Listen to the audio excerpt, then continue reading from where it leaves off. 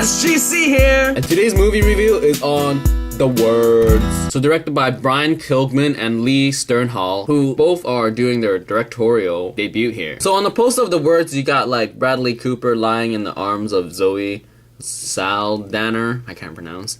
And then on the poster itself, there are words on the side that says of the other actors. So after Bradley Cooper, you got Jeremy Irons, Dennis Quaid, Olivia Wilde, and Zoe. So if those that seen the trailer, you know that this is about a writer who's played by Bradley Cooper that is like a failing writer, and all of a sudden he finds this manuscript and he's like, this is amazing, must publish this. So he copies it and publish it as himself. So he plagiarized. So pretty much he is famous and he meets the old guy. Jeremy Irons, the old guy, finds him and just talks to him and tells him that you copied my life story, and there we go. And there's this whole thing about how Cooper has to pay for this, like how would he pay for all the damage that he's done to this old man, and there's the story. But if you've seen the trailer, you would notice that Dennis Quaid and Olivia Wilde is not in the trailer. So let's skip that part for now. What I like, the whole relationship between Bradley Cooper and Zoe was just good in the sense they really supported each other. They were like the whole, I will support for you through everything. Jeremy Irons, another character that I really liked, was awesome as an old guy. I mean, he just talks about his life and it's just like voice. I mean, if he narrates stuff, that would be awesome. The whole interaction between Cooper and Irons is good in the sense where they just sat on the bench and they talked, and then there were scenes done in flashback, done by John Hannah and Nora Arnesteder as Celia. So pretty much it's like a story within a story, because like Bradley Cooper's like talking to the old man, and then the old man tells him the story. It's in half of the film, not half of the film, but like quarter of the film's like done.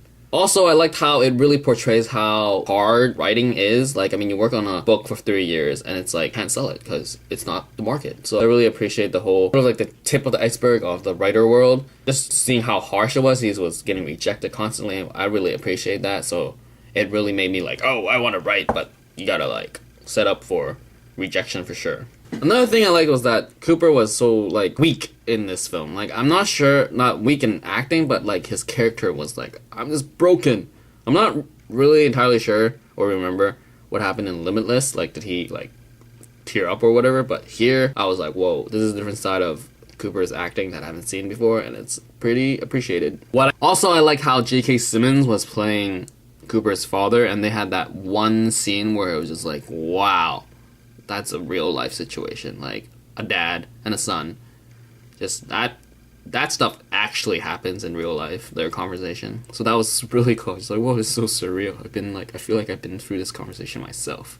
I didn't like Dennis Quaid and Olivia Wilde. I'm not really going to talk about them that much because it goes into the story, but I must say that their parts weren't required. I mean, if the film was solely about Cooper and Jeremy Irons, that would have been totally fine. But adding Quaid and Olivia Wilde level was like, I don't get it. Speaking of Olivia Wilde, she was pretty much the reason why I watched the film. I mean, like, The Words was, the whole storyline was like intriguing and I wanted to know how it ended, but then I wasn't gonna go by myself. But then until I heard that Olivia Wilde was in it, I was like, yes, must go watch. Luckily, my brother ended up coming with me, so I did not watch a movie by myself. But anyway, Olivia Wilde's character was sort of inconsistent, because like in their conversation she was like always in control, and then later on it became like sort of like freaked out when she didn't know something. I'm just like, okay. And there were excessive makeout scenes that were just kind of like, ugh, this is awkward.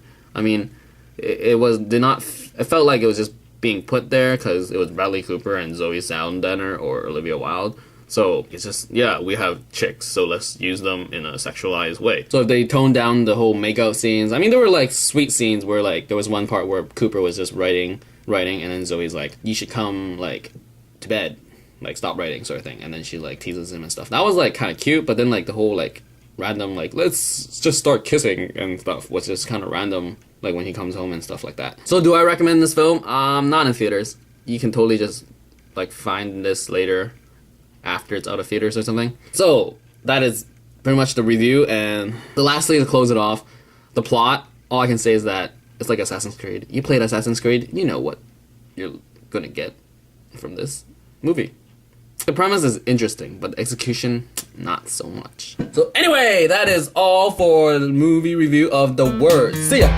Like it, subscribe, check it out!